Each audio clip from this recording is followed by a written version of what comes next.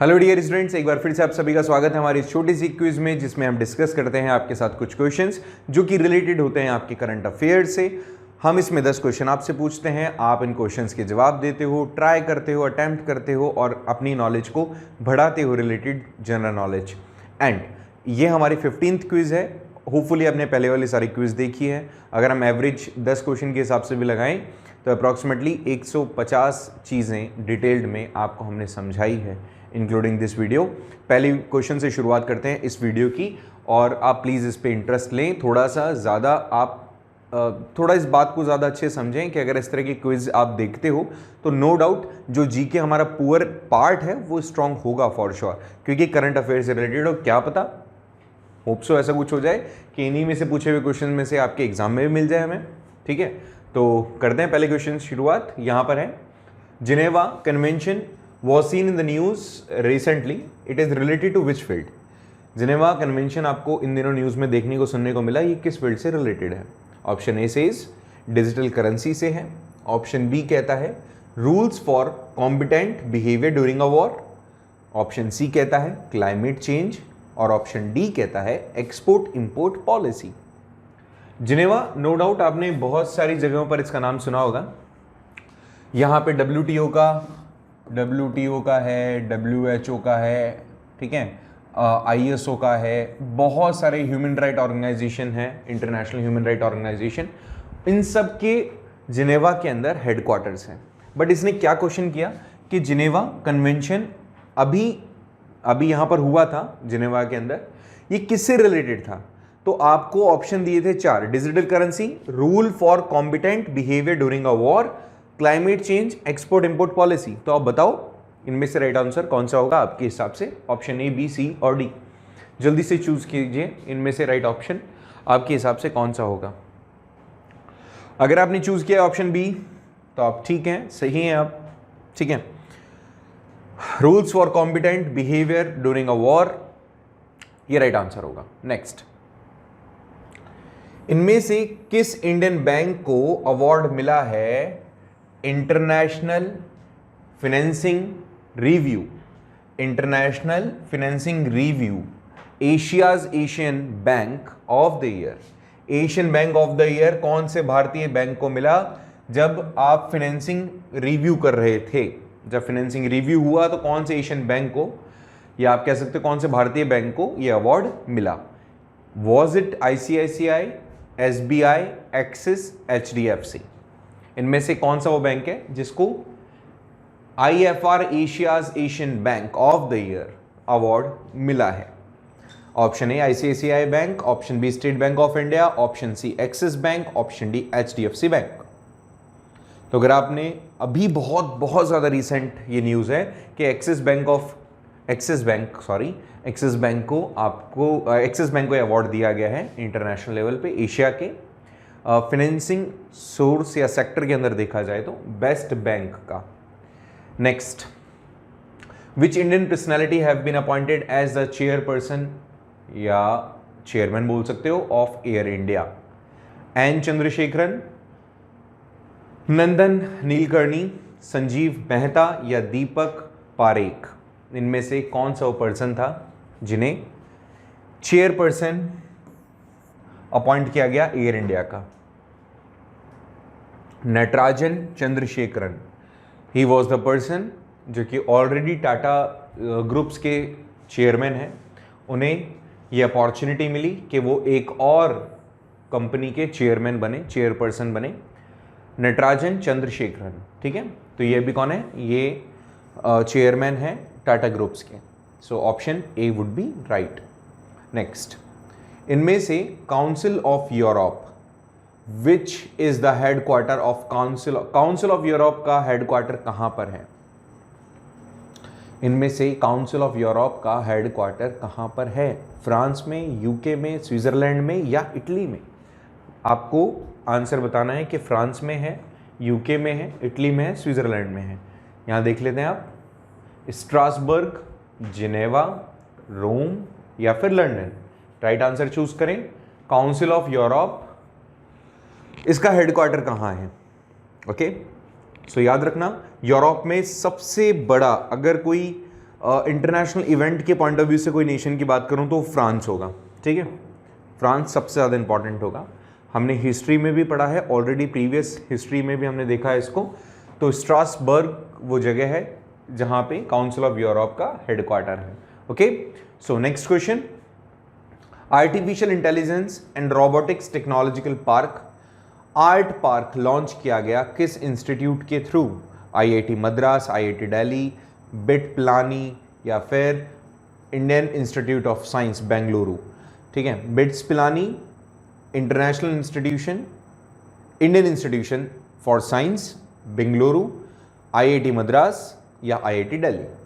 ठीक है, Indian institution for science Bengaluru. Okay, इनमें से राइट आंसर जल्दी से बताएं।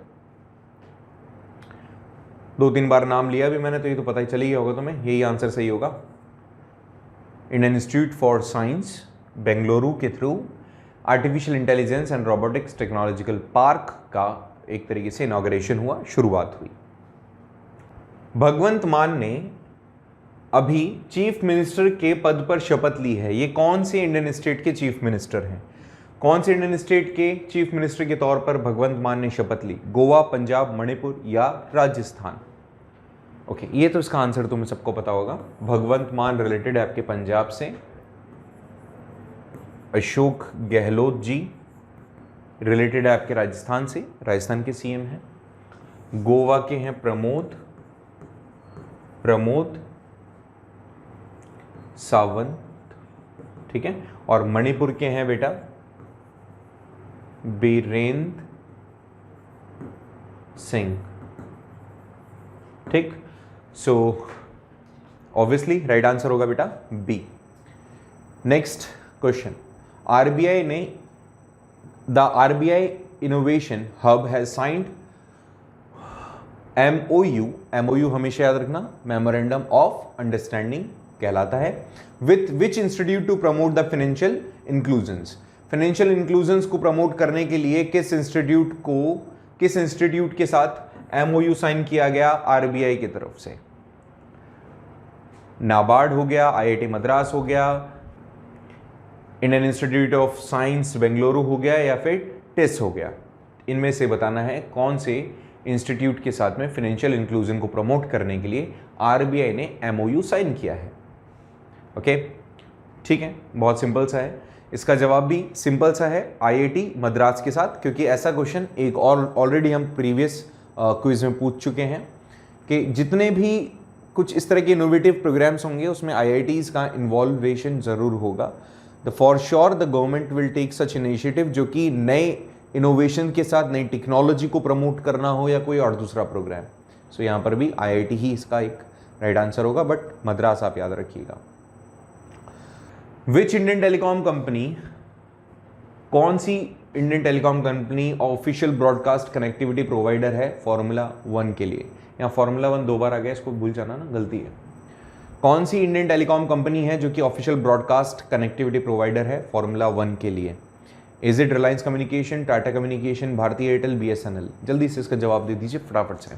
इनमें से कौन सी कंपनी होगी जो फॉर्मूला 1 के लिए ब्रॉडकास्ट कनेक्टिविटी प्रोवाइडर के तौर पर होगी ऑफिशियली? ए, बी, सी और डी? अगर आपका आंसर है यहाँ पे बी तो आप सही हैं, टाटा टेलीकम्युनिकेशन, ठीक है। ये सही आंसर होगा, क्योंकि अभी बहुत सारे इंटरनेशनल ऑर्गेनाइजेशंस के साथ में या बहुत सारी इंटरनेशनल कंपनीज के साथ में टाटा कंपनीज कोलैबोरेशन कर रही है फॉर अलग अलग जितने भी अलग अलग प्रोजेक्ट हैं उनके लिए। नेक्स्ट, जोजिला पास, ये ऐसे भी लिख सकते हो इसको आप, जोजी और फिर स्पेस आ जाएगा ला पास। जोजिला पास कनेक्ट करता है इंडियन स्टेट्स को with the rest of the country. कौन सी कनेक्ट्स विच इंडियन स्टेट या union territory which the rest of the country? मतलब जोजिला पास जो है कहाँ से कनेक्शन करता है या स्टार्ट करता है इंडियन स्टेट्स के साथ, ठीक है। सो क्या है, हिमाचल प्रदेश में है, सिक्किम में, आसाम में है, लद्दाख में है? तो थोड़ा सा बता देता हूँ, जोजिला पास नॉर्दर्न हमारे स्टेट से एंट्री करेगा और फिर रेस्ट ऑफ द कंट्रीज के साथ ज्वाइन करता है। तो इसने पूछा कनेक्ट कहाँ से करता है, तो कनेक्टिंग पॉइंट हमें बताना है। अगर मैं इसको थोड़ा सा इंडियन मैप से डिपिक्ट करूं तो देखो थोड़ा सा, ये यहां से एंट्री करता है, मतलब लद्दाख वाले रीजन से एंट्री करता है, तो यहां पर इसका राइट आंसर होगा। कनेक्ट कहां से कर रहा है, तो कनेक्ट कर रहा है लद्दाख से, ठीक है, तो Ladakh would be right answer. Next, golden langur एक जो कि एंडेंजर्ड स्पीशीज है, वो कौन सी कंट्री की नेटिव है? मतलब जो लंगूर होते हैं, गोल्डन लंगूर जो होते हैं, वो एंडेंजर्ड स्पीशीज है, ये तो तुम्हें पता ही चल गया होगा, मतलब खत्म होने की, विलुप्ति की कगार पर है। नेटिव कहां के हैं? India and Bhutan, India and Sri Lanka, India and Bangladesh, Laos and Cambodia. देखा जाए तो इसमें तो केवल एक यही ऑप्शन लाओस एंड कंबाडिया ही है जो अलग है, बाकी सब में इंडिया कॉमन है, इसका मतलब इंडिया तो प्रोबेबिलिटी है आएगा ही आएगा। अब थोड़ा सा मैं इसके बारे में बता देता हूँ आपको। ये जो गोल्डन लंगूर होता है ये आपको मिलता है पर्वत वाले एरिया में, जहाँ पे थोड़ा स्नो वगैरह अच्छा पड़ता है, बर्फबारी ठीक होती है, मौसम थोड़ा सा सूदिंग होता है, ठीक है। तो अगर आप थोड़ा सा देखोगे तो श्रीलंका में हार्श क्लाइमेट है, बांग्लादेश में हार्श क्लाइमेट है, इसको ऑप्शन से हटा दो तो, और अब बचा एक नॉर्दर्न वाला रीजन, तो भूटान और इंडिया वाला जो पार्ट होगा वहाँ पे आपको गोल्डन लंगूर देखने को मिलेगा, ठीक है। तो इसका आंसर होना चाहिए ए। अगर आपने ए सोचा था तो आप करेक्ट हैं, ठीक है। नेक्स्ट क्वेश्चन है क्या? नहीं है। तो 10 क्वेश्चन हो गए, 10 में से बताना आपका स्कोर क्या रहा और आपने क्या सीखा, वो भी ज़रूर से। अगर और कोई आपको वीडियोस देखने हो, कोई टॉपिक पर्टिकुलर पढ़ना हो, तो कमेंट बॉक्स में आपको जाकर कमेंट करके बताना है। साथ ही साथ आप टेलीग्राम चैनल ज्वाइन करो, ग्रुप ज्वाइन करो, वहाँ पर हम अच्छी अच्छी चीज़ों के ऊपर डिस्कशन करेंगे। कोशिश करेंगे आपको रेगुलर, अगर वहाँ पे संख्या बढ़ जाती है, नंबर ऑफ स्टूडेंट्स अगर बढ़ जाते हैं, तो रेगुलर बैनर में उस पर क्विज भी हम रखें और टेस्ट सीरीज़ भी आपकी जल्दी शुरू करें। थोड़ा सा इंटरेस्ट दिखाओ यार, ऐसे क्या बिल्कुल ही एनर्जी खत्म हो गई तुम्हारी। चलो मिलते हैं नेक्स्ट वीडियो में ऐसे एक और क्विज के साथ और एक और नए टॉपिक के साथ। Thank you so much for joining और watching this video. Bye bye, see you, have a nice day.